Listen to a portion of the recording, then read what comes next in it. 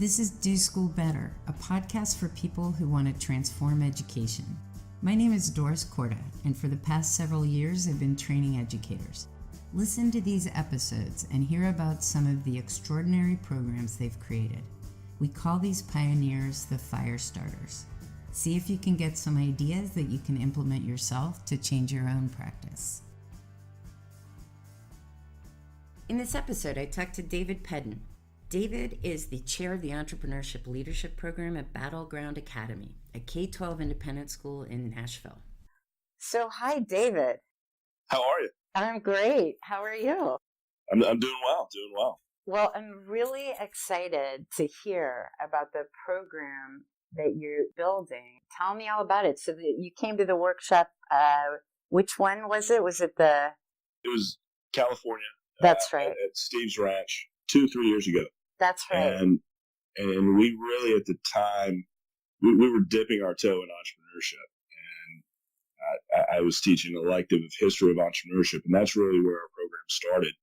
And it has really it has blossomed and grown really into something that, what we first thought was going to happen, it was nowhere near as powerful of a program as we currently have. Oh, gosh. I want to hear all about it. And sure. I actually think it would be interesting if you started with coming out of the workshop, sort of going from the start to now, sort of what you built. Sure. And we really had we sit in Franklin, Tennessee, just south, about 20 minutes south of Nashville. And it's really it's a booming city. In many ways, growth is coming, but new business as well.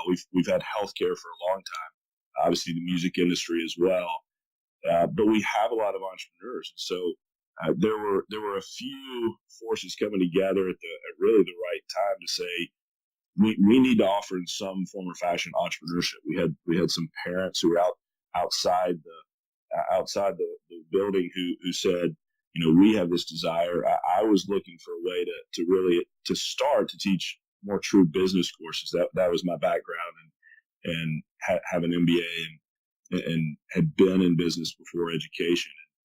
And then our head of school, who was relatively new, he was in his second year.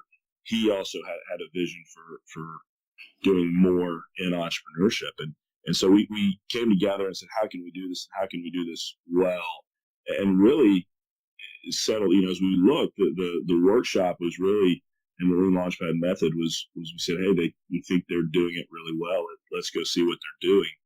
And came back at the time we taught one class, which was history of entrepreneurship, a history elective. And as we came back, we said, let's tear this apart and really see what we can do. And so really that vision said, we can't do exactly the same way that Hawken does, which was one of the great things of the workshop. And that you said, find a way to make this fit at your place and at your school. And so that's what we really sought out to do. And so we've created this 4-year program in entrepreneurial leadership. And one of the impacts of, and we may talk more about it later, but of the workshop is really the power of leadership and communication as a piece of this. And so we pulled in that leadership component, and we look at it as we're going to fill their toolbox early on. Our traditional speech class that all freshmen took, we revamped it and made it a speech leadership class. Oh, interesting. And so all of our students are required to take that for graduation. They have been and continue to be. But that is now part of our EL department and program. And then from that point on, it's really an elective track over the course of the next 4 years, next 3 years after the freshman year. And so they have the opportunity to take the next course is really our intro to Lean Launchpad, which that's where it is still probably more traditional somewhat in its delivery, but that's where they learn the Lean Launchpad method. That's where they learn the business model canvas. That's where they're watching the Steve Blank videos on Udacity in a flipped classroom environment. The classroom experience is not traditional. I can say that, and that's what's really been exciting. Is we've really said, okay, how can we really approach this in a more ambitious teaching and learning style? Oh, but that's they have wonderful. that class. And then there are some electives they can choose from. And really they have to take two electives from a variety of course offerings, from micro and macroeconomics to the history of entrepreneurship course that I mentioned, and civic partnerships course, which is how does local government work, right? If you want to accomplish something, get something through at the local level, how do you do that? And really in a completely nonprofit way. And we try to balance the nonprofit and for-profit world in all we do, and really deliver with a sense of how can this also tie into purpose and mission within that. And that course is really geared towards the nonprofit world. It's the only one that's really completely dedicated to that. But then if they choose to do that, they can then take our capstone course, which is the only full year course, which is the senior year. And that is where they're meeting the real business problems, meeting with the founders and CEOs and working just like you do there in the Hawkins course. And we do that again 3 times, and then they create their own startup, have the Founders Day, and that. So really, we took what we saw there at Hawkins, really stretched it out and put in some electives, and it is really powerful. And the students, this is the first year for us to have the full capstone course, and the students are just continuing to blow us away with what they can do and what they're learning and what they're doing through this method and through this approach. Wow, that's really impressive, David. So the students in that capstone course now, they are juniors? They are seniors. So the capstone course, we this year, with it being the first kind of beta test, if you will, the capstone, there is a junior in there, but we really want that to be a senior level course with not just with the getting off campus and getting out of the building, but we really want that toolbox to be filled before we get to that point. Oh, that's really impressive. So as you take a step back from all of that, how would you describe the impact on first the students, and then I'd like to ask you to think about the impact on teachers and the school community? Sure. For students, it's the empowerment. And that's one of the big takeaways I came away from the workshop as well, but the empowerment of the students. And it's this transition from a world where there's one right answer, and how do I find that? Give it to me. I need the parameters. Tell me what I'm finding, and I'll go get it, and I'll regurgitate it back to you. But it really is that move from that learning environment to one where it is, I'm really discovering this myself, and the skills of, okay, my teacher says they may not even have this answer for this question that I've posed. How do I go find it? And then how do I validate what I believe and what I'm holding as my hypothesis or my theory of what I think is right? How can I validate that? And really watching them learn and grow, and the confidence that builds within them to really be able to tackle anything that comes their way. That's phenomenal. Absolutely.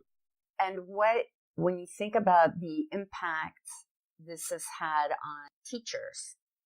Well, for teachers first, I can speak for myself and those in the department. This has been a change for us as well. In teaching, I've been primarily economics and history in the classroom, and there was so much just content delivery, and the impact on me is seeing how if I can break away from that as well, and really help set the parameters and give them problems and let them go, rather than forcing my own thoughts and injecting myself into that on many times, they can come back with far more powerful results than I ever could have imagined. And really watching that happen, it's transformed how I teach.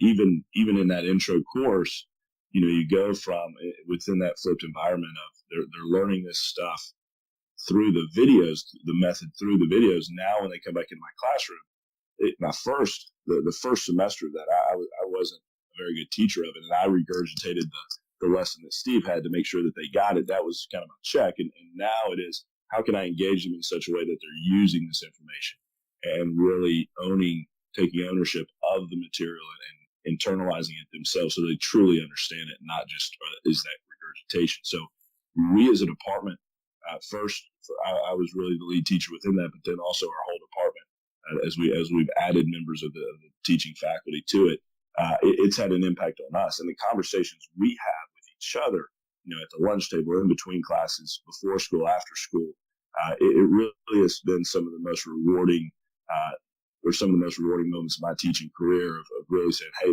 let's see how we can do this better and how we can really be impactful.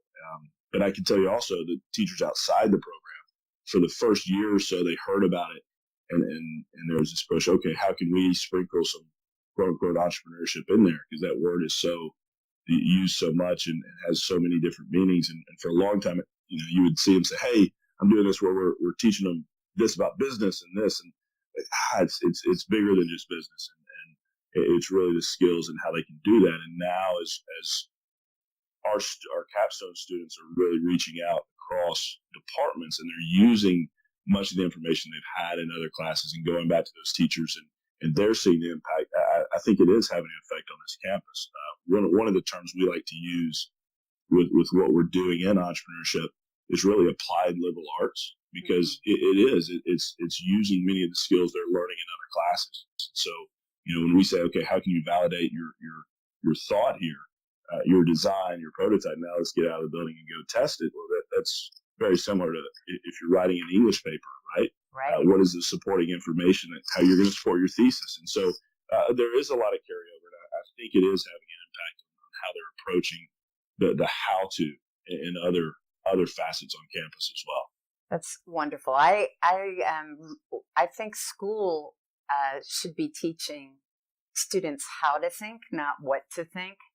And What you describe is teaching and learning about that gives students the skills. When you talk about empowerment and giving them agency, the skills to learn and think about things critically. I wanted to, a couple of things you said triggered something for me that I want to ask you about. So we've learned a lot in the last couple years of working with a lot of teachers and educators from all over as they've implemented their programs. And a few of the things, there's a lot of excitement in what I'll call innovative education, around innovative education right now. And a lot of things being thrown out there: entrepreneurship, experiential education, PBL, all kinds of things. And what you're talking about, I love that you're using the word teaching still. When I hear people in this space talk about being more a facilitator and a guide, I really don't react well to that, because I think this is immersive teaching. It's just very different experience. And what you said about what's happening in your department, in your experience, when I taught in more traditional classes, I never was a traditional teacher, but when I taught in more traditional classes, there was very little room in schools to collaborate as a teacher. And you brought up the collaborative piece, and I think that's enormous. And I'd like you to, if you could, give a couple examples of how that's making an impact at your school, how you see that collaboration. Sure. Well, one great example, and I may not illustrate this as well as if you saw it on a daily basis, but the other teacher who teaches the Intro to Lean Launchpad course, he and I both have graduate degrees in business and have both spent time in that world. And so when we started teaching, and I came back from the workshop, and again, just dove into the material and looking at the method and really how can we make this the best thing. I saw the difference between where he and I were more similarly aligned in terms of our teaching styles, right? We both had, and he's a great educator and has our students' interest first, and always has done that. But then I saw the difference between where I had gone and really where he still was in terms of hammering that content. And the more that we were able to look and share, and he sat in on my classes, I sat in on his classes, and really began those discussions. It opened up this world of, where he then was running with new ideas, and what if we tried this? Hey, I did this today in class, it didn't work well. Or I did this in class and it worked incredibly well. And he just had a project that he brought into the classroom, which was really a lesson in leadership and leadership styles, and he involved different roles within a group setting, and really gave them some prompts to build a small structure out of Legos, and then they had to solve some problem with it. But injecting different leadership styles through prompts and so forth, and it was one of the best things I've seen in the classroom ever. And I've now taught for nearly 15 years, and it was maybe one of the best lessons I've ever seen. And he, from where he came before, which was more this traditional content driven, where he wanted to go over sales figures and cost structures and analyze that, and how can you value a startup and then go for it and get venture capital. Like, he was so ingrained in the weeds of that, to where now it's really this bigger and more ambitious style that really teaches them those skills and the how-to without getting in the way. Well, and I'll say this too: we both, with the capstone students, because he is in there some as well, just as another set of eyes and ears as we're teaching this. He and I have both fought, and it's not been easy to inject ourselves in where we think the group should go with a given business. It's easy for us to sit there and say, hey, we think we have the answer. We can see this, and the students aren't, they may not have the business background to see that maybe we can help. And really, we've had to fight, but it's been good, and we've seen the reward of stepping back and saying, no, they really have to do this on their own, and they may go a different direction, but we need to let them do that, and we need to allow them the room to fail if it fails, or succeed if it succeeds, and then pivot to a different direction on their own, rather than cutting that off. It makes total sense.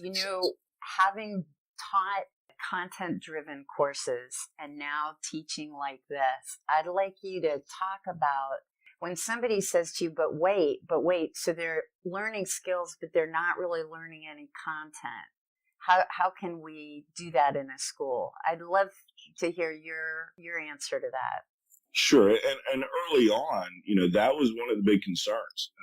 Our school, which is we're in our 127th year as a school, and it has stood for a long time in this community as really this pillar of great education. And, when our students graduate, it's this, and for a long time, it was rigor. And it still is, but in a more rich and truer way, rather than maybe it's different just kind of rigor, with right? work. I would say it's at least as rigorous. It's absolutely just rigor. In many, I would say it's much more rigorous. It's I would agree. rigorous at a more in-depth level, and that's the thing that I think people have started to see. And one example I use in the capstone course, one of the businesses, which was a custom tailoring business.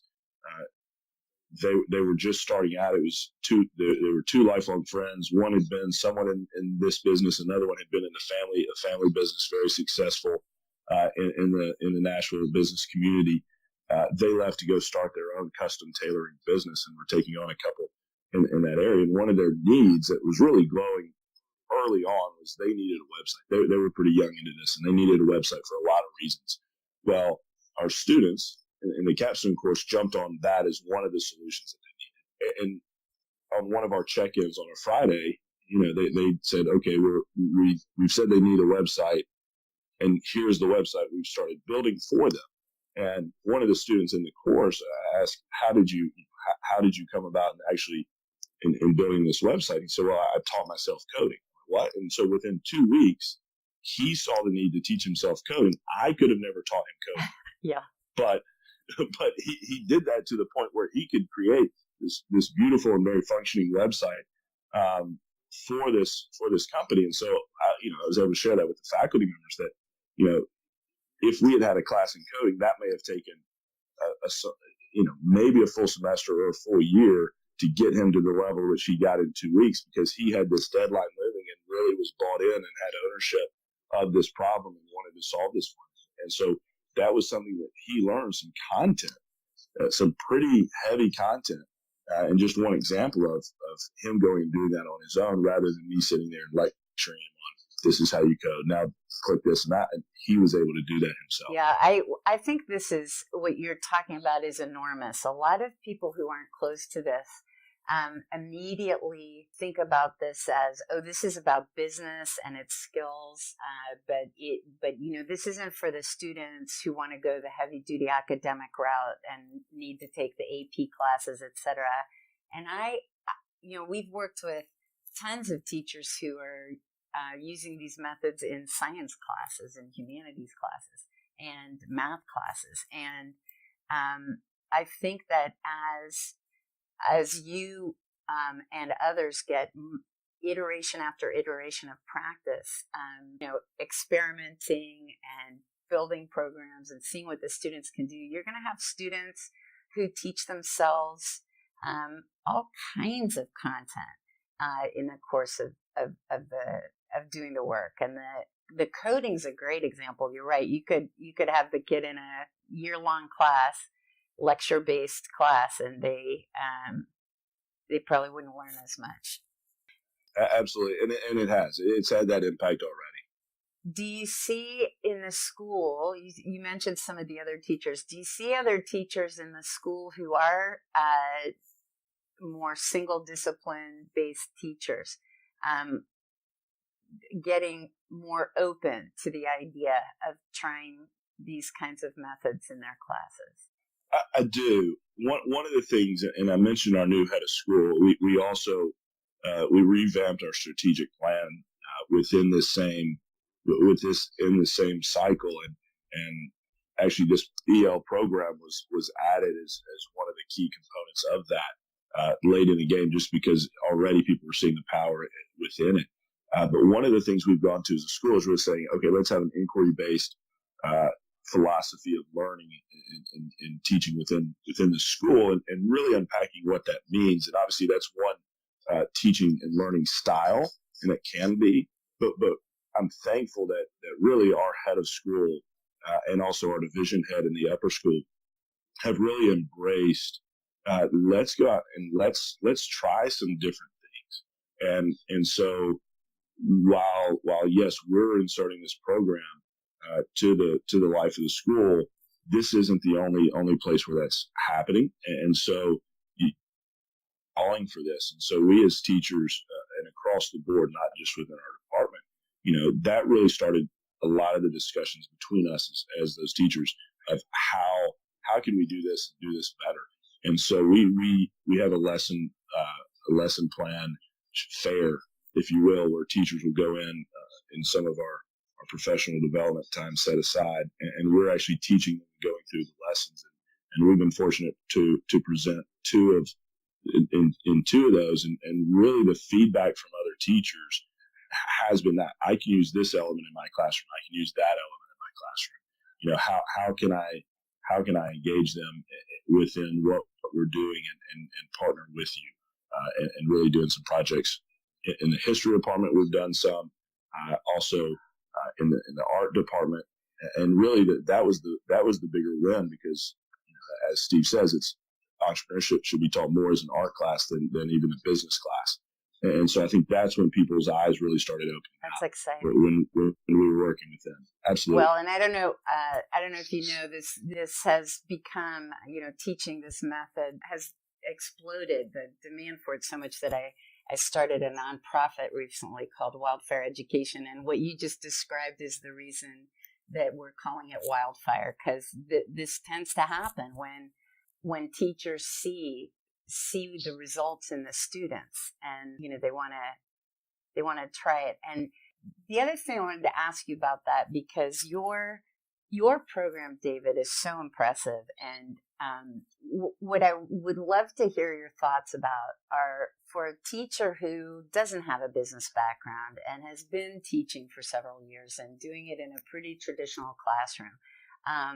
But what can you tell them about, it can be very intimidating to the idea of starting this. And I think it's all about experimenting and trying, just like it is for the students.